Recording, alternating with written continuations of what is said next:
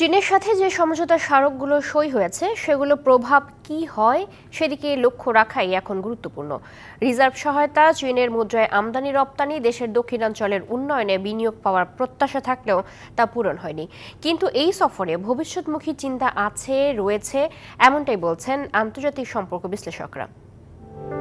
প্রধানমন্ত্রীর চীন সফরের প্রাপ্তির তালিকায় রয়েছে ২১টি সমঝোতা স্মারক এবং ১০০ কোটি ইউয়ান আর্থিক সহায়তার মৌখিক আশ্বাস।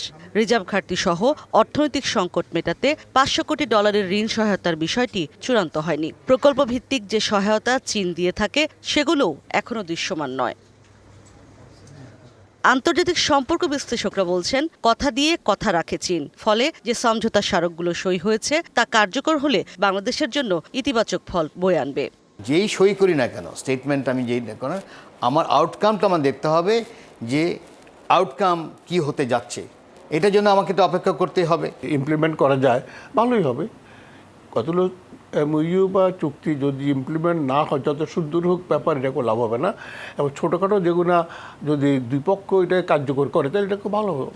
চীন থেকে স্বল্প সুদে অথবা বিনা সুদে বাণিজ্যিক ঋণ সহায়তা অথবা চীনের সাথে বাণিজ্য ঘাটতি কমাতে মুক্ত বাণিজ্য চুক্তি নিয়ে কাজ করার পরামর্শ বিশ্লেষকদের।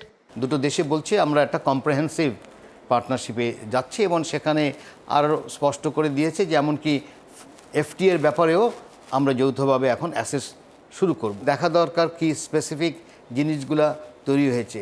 যেভাবে এক্সপেকটেশন যেটা তৈরি করা হয়েছিল ওটা আমি মনে করি সমালোচনার কারণেই করা হয়েছিল।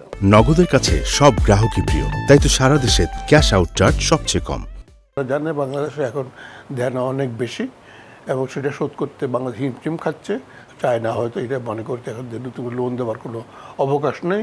চায়নাকে যদি অফার করা হয়েছে বাংলাদেশ দক্ষিণাঞ্চলে প্রজেক্ট নেওয়ার জন্য, তারা কিন্তু কোনো প্রজেক্ট নেয়নি। আমার মনে হয় তারা চাইছে যে বাংলাদেশের এই অর্থনৈতিক অবস্থার মধ্যে নতুন প্রজেক্ট না নিয়ে বরং যে অনগোয়িং প্রজেক্টগুলো আছে চায়নার সাথে ওগুলো শেষ হোক। এবার সফর থেকে প্রাপ্তি কম হলেও ভবিষ্যতে দুই দেশের সম্পর্ক একটি বিস্তৃত কৌশলগত সহযোগিতামূলক অংশীদারিত্বের দিকে যাবে এমন প্রত্যাশা তাদের। ইশরাত জাহান উর্মি, টিভিসি নিউজ, ঢাকা।